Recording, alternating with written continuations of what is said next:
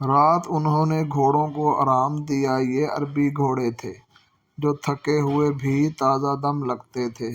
دور کھجور کے چند درختوں میں علی کو دو گھوڑے جاتے نظر آئے۔ علی نے اپنے دستے کو راستہ بدلنے اور اوٹ میں ہونے کے لیے ٹیلوں کے ساتھ ساتھ جانے کو کہا۔ علی صحرا کا رازدان تھا، بھٹکنے کا کوئی خدشہ نہ تھا۔ علی نے رفتار اور تیز کر دی۔ اگلے دو سواروں اور اس دستے کے بیچ کوئی 4 میل کا فاصلہ رہ گیا۔ یہ فاصلہ تو طے ہوا لیکن گھوڑے تھک گئے تھے۔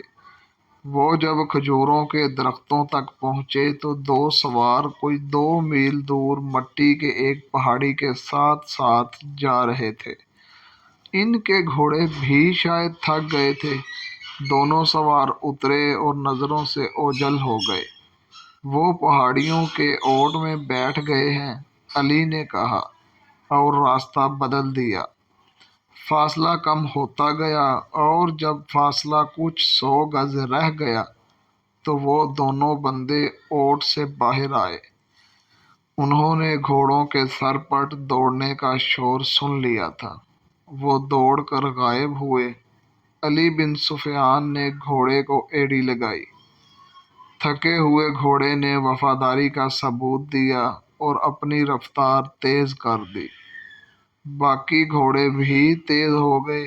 وہ جب پہاڑی کے اندر گئے تو دونوں سوار نکل چکے تھے مگر زیادہ دور نہیں گئے تھے۔ وہ شاید گھبرا بھی گئے تھے۔ آگے ریتلی چٹانیں بھی تھیں، انہیں راستہ نہیں مل رہا تھا۔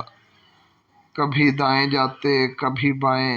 علی بن سفیان نے اپنے گھوڑے ایک صف میں پھیلا دیے اور بھاگنے والوں سے 100 گز دور جا پہنچا۔ ایک تیر انداز نے دوڑتے ہوئے گھوڑے سے تیر چلایا جو ایک گھوڑے کے ٹانگ میں جا لگا۔ گھوڑا بے لگام ہوا۔ تھوڑی سی اور بھاگ دوڑ کے بعد وہ دونوں گھیرے میں آ گئے تھے اور انہوں نے ہتھیار ڈال دیے۔ سوال جواب پر انہوں نے جھوٹ بولا اور اپنے آپ کو تاجر ظاہر کرنے لگے۔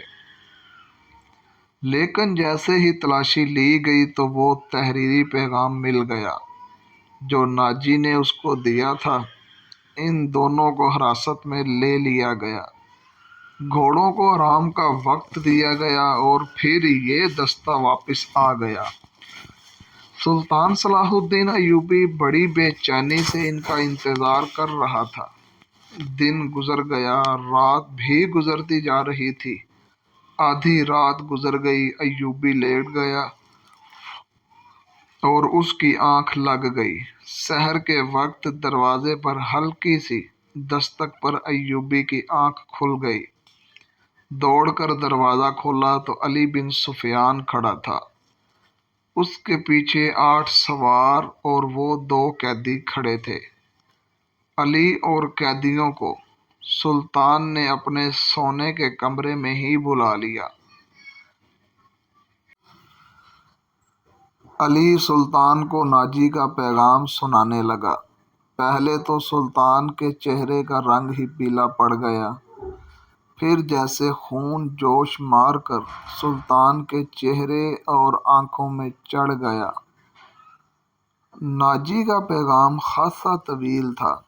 ناجی نے صلیبیوں کے بادشاہ فرینک کو لکھا تھا کہ وہ فلاں دن اور فلاں وقت یونانیوں، رومیوں اور دیگر صلیبیوں کی بحریہ سے بحیرہ روم کی طرف سے مصر میں فوجیں اتار کر حملہ کر دے۔ حملے کی اطلاع ملتے ہی 50,000 سوڈانی فوج بھی امیر مصر کی خلاف بغاوت کر دے گی۔ مصر کی نئی فوج ایک ہی وقت میں بغاوت اور حملے کے جواب کے قابل نہیں۔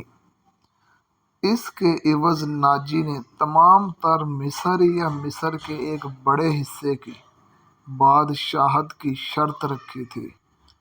سلطان صلاح الدین ایوبی رحمۃ اللہ علیہ نے دونوں پیغام لے کر جانے والوں کو قید خانے میں ڈال دیا اور اسی وقت نئی مصری فوج سے ایک دستہ بھیج کر ناجی اور ناجی کے نائبین کو ان کے گھروں میں ہی نظر بند کر دیا۔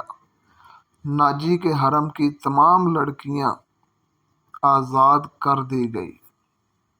ناجی کے تمام خزانے کو سرکاری خزانے میں ڈال کر سرکاری خزانہ بنا دیا گیا اور یہ تمام کارروائی خفیہ رکھی گئی۔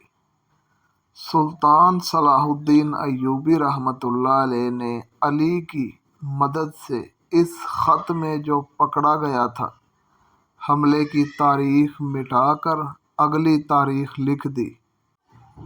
دو ذہین فوجیوں کو شاہ فرنگ کی طرف روانہ کیا گیا۔